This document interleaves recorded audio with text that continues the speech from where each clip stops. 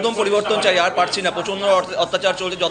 যবে থেকে বড় হয়েছি কখনো আমরা সেন্ট্রাল এবং রাজ্য একসাথে সব গভর্নমেন্ট পাইনি। আমি চাই যেন আগামী দিনগুলোতে সেন্ট্রাল আর রাজ্য একসাথে কাজ করে, এবং আমার বিজেপি গভর্নমেন্টের উপর প্রচুর ভরসা আছে, প্রচুর আশা আছে মোদিজির ওপর, যে মোদিজি গভর্নমেন্ট এলে পর আমাদের রাজ্যটা আবার পুনরায় উদ্ধার হবে এবং আমরা 1 নম্বরে পৌঁছাবো। আমাদের কাছে সমস্ত কিছু রয়েছে, একটা দেশের কাছে যা থাকা উচিত তার সমস্ত পোটেনশিয়ালিটি আমাদের রাজ্যে রয়েছে। তারপরও আমাদের রাজ্য পশ্চিম ভারতবর্ষে অনেক পিছিয়ে পড়েছে। কেন এরকম হবে? তৃণমূলের দুর্নীতি আর কি বলবো, জল মাছ ছাড়া বাঁচে না, তৃণমূল দুর্নীতি ছাড়া বাঁচে না। আর কি বলবো, দুর্নীতির ডাহা ছাপে শিক্ষকরা রাস্তায় বসে আছে, আর যারা 10 পাস করেনি তারা 5তলা বাড়ির ছাদে বসে আছে।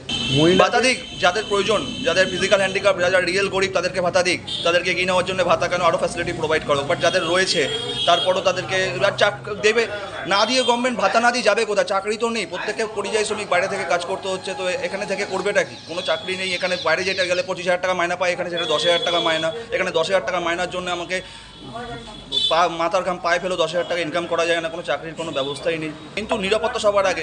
এখানে আমাদের রাজ্যে যেটা দেখি, কোনো মেয়ের ওপর কোনো অত্যাচার হলে পর সেই পরিবারকেই প্রমাণ করতে হয় যে তার মেয়ের প্রতি অত্যাচার হয়েছে। কেন রাজ্য কেন পাশে দাঁড়াবে না? যে রাজ্য নিরাপত্তা দিতে পারেনি রেপের কেসে, রাজ্য পাশে দাঁড়াক, রাজ্য সেই পরিবারের হয়ে উকিল দিক, তা না করে রাজ্য তার এগেনস্টে উকিল লাগাচ্ছে। অদ্ভুত ব্যাপার।